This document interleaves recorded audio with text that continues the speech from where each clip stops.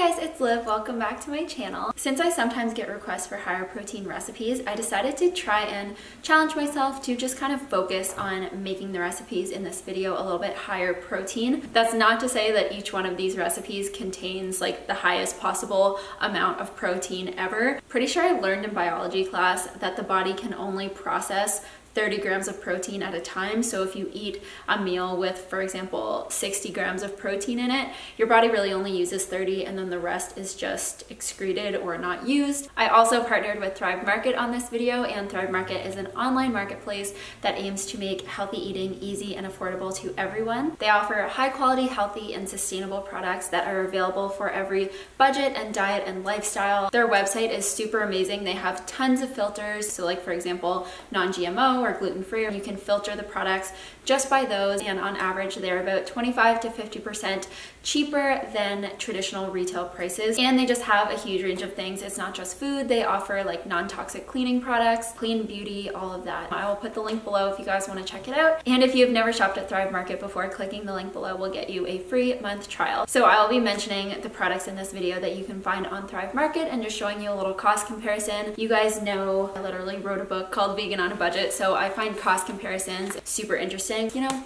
I love a good deal. So that is everything I have to say for now. Let's get into the video.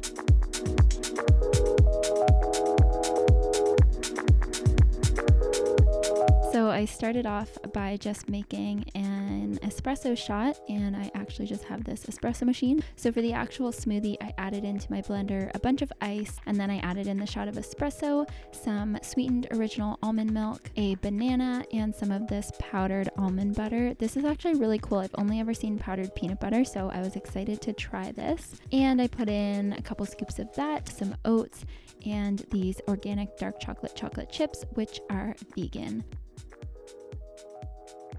So then I just blended all of that together until it was nice and super smooth, and that is how I made my espresso smoothie. It looks really good, it smells really good. It's not as thick and creamy as I normally like, but I feel like if I had used frozen banana, then it would be perfect. But this is delicious. I feel like this is a delicious and filling way to caffeinate yourself, which I love. And I feel like you could easily add more oats than I did. I did about 2 tablespoons. Good for the summer when it's like getting hot and you don't want to make hot oatmeal. But also my edible cookie dough recipe is another really good way to get oats into you because it uses oat flour. I made some of that the other day for a family dinner for Easter. Actually, I'll just show you. And they are page 200. I just want to show you guys this really quick. As you can see, it is certified gluten-free, and it is basically just a flour made from oats. I'm just gonna have one now because talking about these cookie dough bites made me want them. So this is what they look like.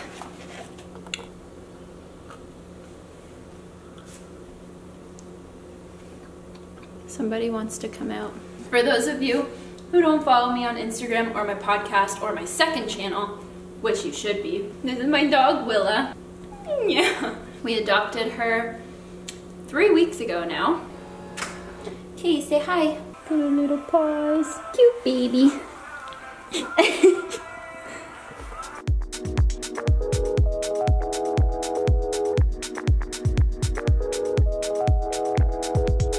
So I started off by cooking some quinoa, and quinoa is actually really easy to cook.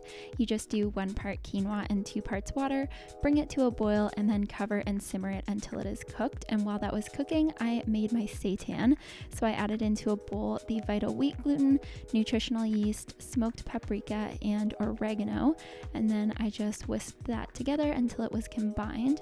For the liquid, I used a vegan beef broth, and then you just want to stir that all together until it forms a dough. And then once all of the wheat gluten is kind of absorbed, you can start using your hands to knead it into a ball. And you don't want to knead it for too long. You just want it to come together into kind of an elastic, thick dough like this. So then I decided to make this in the Instant Pot, so I added some more broth into the pot, and then I ripped off chunks of the dough and threw it in. So then I just put that on manual and cooked it for 15 minutes. While that was cooking, I chopped up some veggies for the quinoa salad. I honestly just used all of the leftover things in my fridge. So I had some snow peas, some green cabbage, and a carrot that I grated. For the dressing, I combined some olive oil, lemon juice, some mixed Italian herbs, and salt, and then I did a little tiny splash of maple syrup and then just whisked that together. So for the quinoa salad, I just put the cooked quinoa into a large bowl, followed by the veggies and the dressing, and then I also topped it with some sliced almonds just to add a little bit of extra protein. Quinoa is actually quite high in protein, but the almonds add a nice little crunch and of course a little bit of healthy fats and protein. So then once the seitan was done, I just depressurized it and then opened up the lid. And then I decided to just brown that in a pan, kind of like you would with little pieces of chicken. And then I added this amazing barbecue sauce. This is honestly the best tasting barbecue sauce I have found. It's kind of a little bit tangy, which I really, really love. And then I added in some of this Dijon mustard, which I love mustard and barbecue sauce together. I just think it is the best combination. So I just stirred that all up. And then to finish it off, I added a little drizzle of maple syrup. I'm Canadian. I love my maple syrup. So then I just let that simmer for a few minutes to kind of thicken the sauce and get everything nice and coated. And then I served it all up.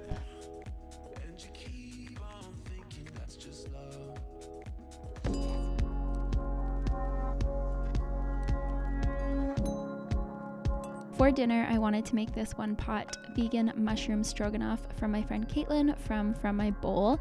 So I used her recipe, but I decided to make it in an Instant Pot even though she doesn't. So this is how I did it. I added some onions and olive oil to my Instant Pot on saute and just cooked it for a few minutes until they were translucent. And then I added the mushrooms and the vegan beef broth, the nutritional yeast, and the pasta. And then I just cooked this for 5 minutes, and then the pasta will be perfectly done. You can just add the finishing touches, which is the cashew butter and the lemon juice, and then you just stir that all up. And this was honestly so easy, so quick, minimal cleanup. Also, if you wanted it to be higher in protein, you can use those like chickpea noodles or lentil noodles. Highly recommend. Caitlin, this recipe was incredible. You are amazing.